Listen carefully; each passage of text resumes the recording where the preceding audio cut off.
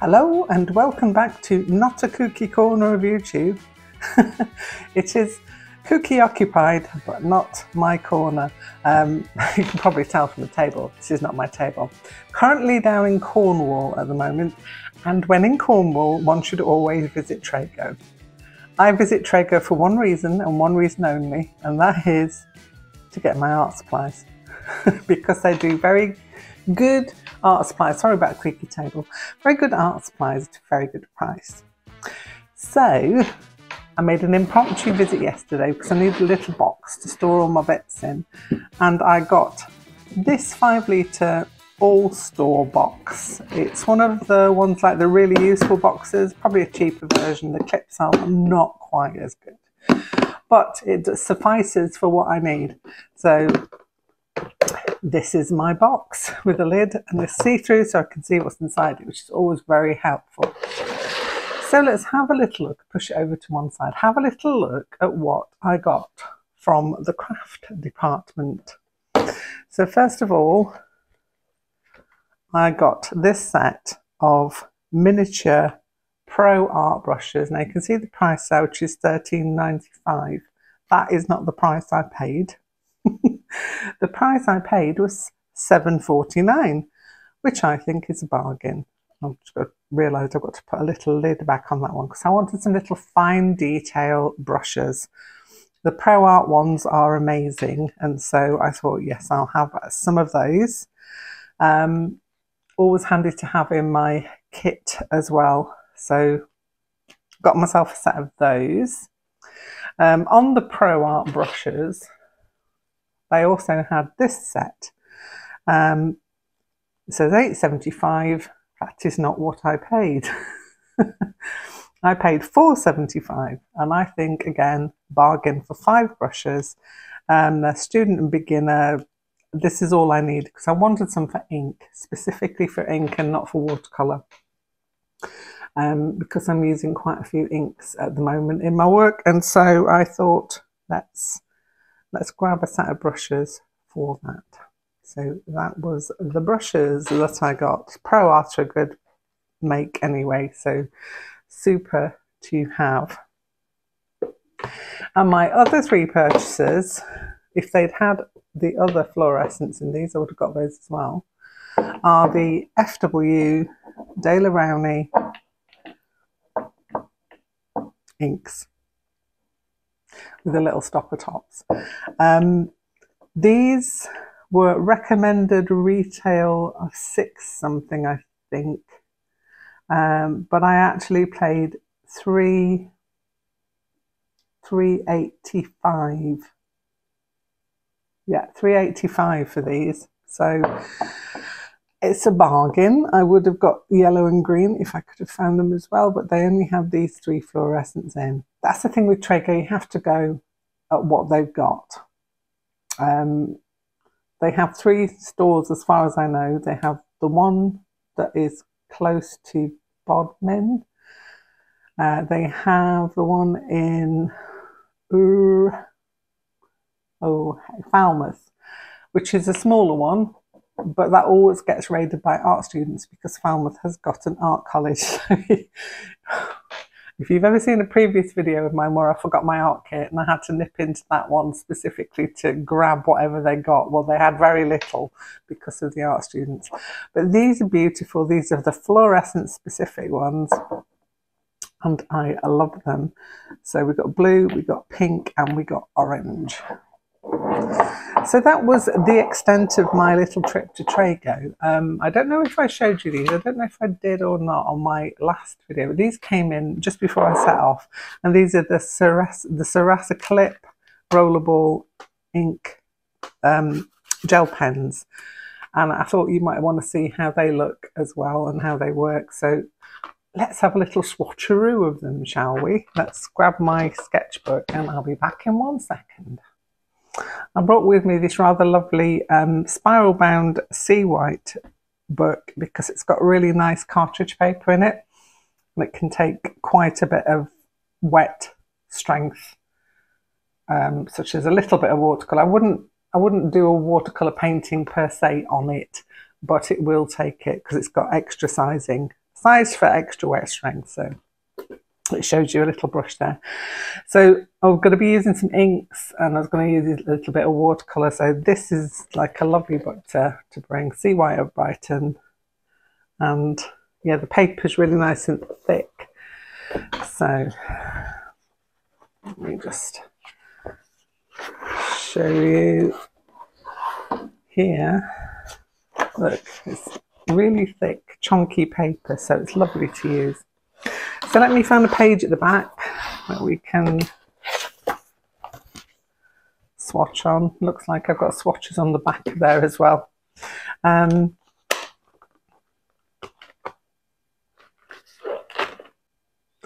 So yeah, these are the Sasa clip. They are called that. I'll just turn them over. It's just a set of 10. They were really cheap from Amazon. I think they're about £7 or something like that. So nib size is 0.7mm, so it's medium, acid free and water resistant, just what I wanted. And it's got a unique push clip that can attach to wider files, vibrant colours, smooth writing. So let's grab out this generic blue. Oh, it does. It has a really wide clip. There, if you can see that, for clipping onto things. Very handy. Okay, so very smooth, really, really smooth writing actually with these. I think they are my second favourite after the Pilot G2s, which are my love of the moment, but these, very similar. Very smooth, I have to say that, very smooth indeed. So that was a dark blue. We've now got a red. I'm not going to swatch them all out for you, I'm just giving you a little taster of how they go down, because you don't want to sit to watch me messing around with my gel pens. And maybe you do. In which case, I'm sure there's another video on this channel that will suffice your need to see that. Probably the last one where I drew a crow with some of the gel pens. So, not the last one, the one before that. So they are very nice pens. Much recommended, especially for the price. So quite a bit cheaper than the G2s as well. So, and they do these in other colours. I've got, I don't know if I've said before, but I've got vintage sets of these. I think it's 6 in each one. It's either 6 or 5, and they are beautiful as well. If you like doing vintage, antique kind of writing or sketching, perfect. Okie dokie, let's have a little look at these fluorescents while we're here then. So we've got a handy little dropper stopper on top, so let me get one out, make sure I've not got too much in there. And this, oh, I don't know how well this shows up on camera, but it is beautiful fluorescent orange, just what I wanted. I do apologise for the creaky table as well, there's not a lot I can do about it, sadly. Now we have the pink. So, make sure I've got some in there. Oh yes, these are beautiful. I am liking these, and because they are acrylic ink, they will dry and they will also resist, she said, hopefully. Yes, so FW acrylic ink is a multi-surface pigment-based ink, water-resistant when dry. High light fastness, although I'm not sure on how light fast these fluorescents are. So you'd have to do them a test, but mostly they're going to be in my sketchbook, so it's not going to be too much of a worry. And this other one is the fluorescent blue. I always find fluorescent blue to be quite an odd one, fluorescent wise, but I did like the blue, so ooh, that's pretty. Yes, I like that. And I also like the fact that this is going to show through when I either watercolour or gouache over the top because it's acrylic and it will stay and it will not reactivate. So when I get a chance, I'll probably get the yellow and the green in the fluorescence as well. I would have grabbed them then and there if they had them, but they didn't. So that's probably going to be another one of my purchases. And I'm also going to have a look at the Amsterdam ones because I do like, I've got a bronze, is it a copper one of their inks, and I'm loving it so much that I might actually have a look at theirs and do a little compare. Okay, I'm going to show you a couple of second-hand books I've got as well, which are fabulous, and I'll just go through those with you. So here are two beautiful books I brought with me. These are second-hand from WOB, World of Books, which is an amazing place to buy a second-hand book and not pay the full price, but also you're giving a book that might have gone into landfill another life. I'm not saying it would have gone into landfill, but it's sad when they do, and they're such beautiful books. And sometimes you can get hold of books that have been out of print for a while. I don't know about this one. I don't know if you can see the title there. It's The Art of Gormenghasf. I have much love for Mervyn Peake's books about Gormenghasf. The first one is Titus Alone. Then the second one is called Gormenghasf. And I can't remember what the third one's called. Yeah, anyway. Oh, maybe the third one's called Titus Alone. First one's called Titus Grown. I don't know. I'm probably find out in this book, actually. I have read the books, but the thing that got me into the books in the first place was this I can't even speak, specific series that the BBC put out.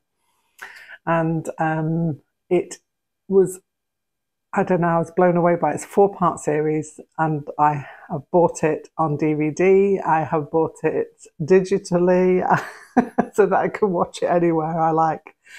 It's a completely immersive world. Fantasy, but based on reality in occasions. I can't describe it. You'd have to watch it if you can get a chance and you like this kind of thing. Have a look for Gormenghasf, the series. The book's awesome as well, so if you can't get to see it, read it. But the way the characters brought this particular book set to life were fabulous, and it was a good cast of characters I'll show you when we go through the book. So it's got a foreword by Stephen Fry. This particular book was put together by Estelle Daniel. And this opens with a letter from Graham Greene, the author, and it's addressed to Maeve Gilmore, who was Mervyn Peake's wife, and it says, "Dear Maeve, I'm sorry I wasn't in when you telephoned, but only being here for a few days, I'm in a terrible rush.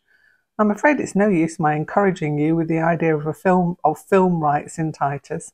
It's not a book which I can imagine lending itself to the films, and nowadays less than ever. Very few films are made now except great expensive epics. I can better imagine a French director being interested than an English one, and last of all, I'm afraid, to be interested would be Carol Reed. It's completely outside his rather limited sphere of interest." Oh dear. I'm very sorry to write so bluntly, but what are the good of illusions? I'm very sorry to hear how ill Mervyn has been. Yours sincerely. And that was Graham Greene, who didn't think this could be made. How wrong he was.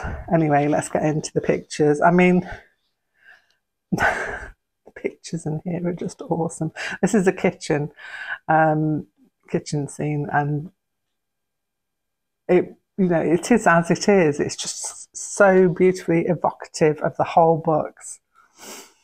So this is a television fantasy, The Art of Gormenghasf, and these are all the things that went into making it. And I love seeing behind the scenes books, and this, I didn't even know this one existed, so if I had known it would have existed, I would have got it at the time. Okay, fangirl over. So Stephen Fry actually was in it.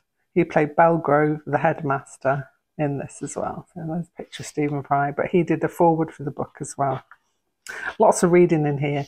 Lots of Mervyn Peake original kind of drawings as well of his idea of the characters, which would have been a boon to the people who were making the program.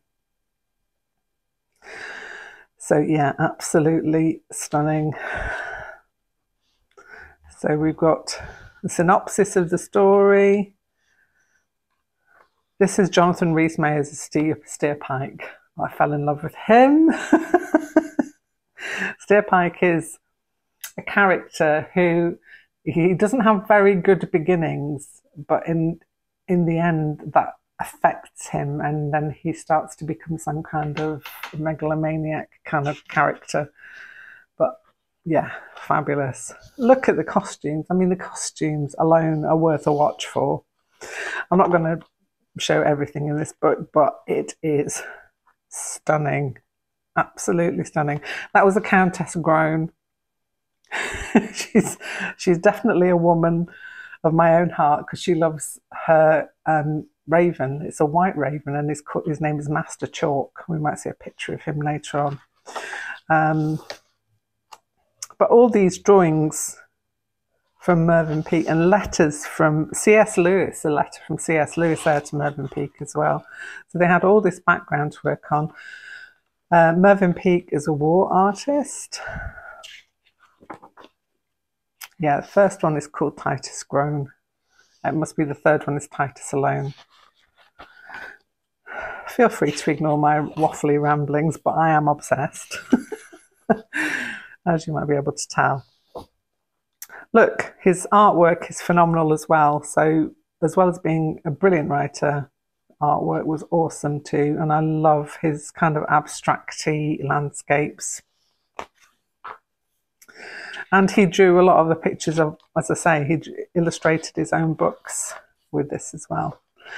Right, we come on to some of the characters. So Flay is the most awesome character, who is the butler or manservant of Lord Groan, and he was played by Christopher Lee. So you can get the idea of the cast in this is amazing. This one is a beautiful picture of Lord Groan when he has ideas that he is an owl and he's perched on the mantelpiece. Oh, I can't even tell you how much this pleases me. If any of you have seen EastEnders, Mrs. Slag, that is her. She is played by June. Oh my gosh, what was her name? Oh, I'll come to it. It'll come to me in a moment. So yes, she played Dot Cotton in EastEnders. If you ever watched that, I didn't, but I did know from the beginning that she was in it. Look at the storyboarding. I'm just obsessed. It's the most fabulous thing. Look at this here. Beautiful, beautiful. That is Fiona Shaw as Irma Prunesqualler. She's Dr. Prunesqualler's sister. I'll try not to waffle on too much, but look at they've got the idea of the library buildings. The library is awesome, I have to say. And June Brown, that was her name. June Brown. Knew it would come to me eventually. Building of the set. Everything that's involved is just superb. Ian Richardson played Lord Groan. And Neve McIntosh was Fuchsia. We have Andrew Robertson as an older Titus there. Young Titus was Cameron Powery. I don't know who played the baby. This is from Irma Prunesqualler's ball gown. Look at the detail. I mean, anybody who's an embroiderer or into costume. The costumes for this were awesome. I'm going to start waffling. But it's all based on historic costumery as well. There's another one of Christopher Lee. That's Flay. We're coming up to Celia Imrie. That's it, Celia Imrie. Get me that rook. And that is Master Chalk. He is a albino raven or crow, albino crow or rook.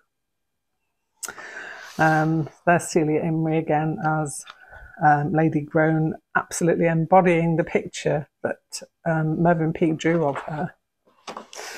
So yes, this was a complete indulgence, but are just a recommendation from me if you ever get a chance to see the series or to read the books. They are a delight. Okay, so on to the second book I brought with me, also second hand, and this is Collins' Life-Size Birds, the only guide to show British birds at their actual size. So let's have a look. If you're into bird drawings, if you just like birds in general, my gosh, this is the book for you. So we'll have a look at a couple.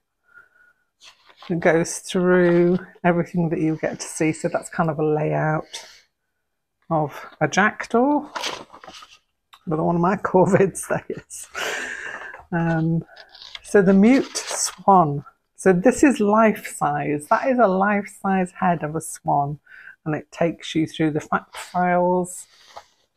But the close-up drawings of these are just amazing. The whooper swan. So swans are obviously one of the biggest birds that you're going to find in here. Pink-footed goose. That's his life-size head there. The white-fronted goose, he looks to be a smaller goose. And or is that life-size? That's life-size there. That's a full body. But yeah. And so on and so forth. It goes through all of the beautiful birds of the British Isles. Look at them. Just stunning. And so useful for an artist. The hen harrier. That's a close-up. Beautiful. Ooh, honey buzzard. I've actually seen one of these recently. It's hovering above somewhere. And buzzards, plenty of these around.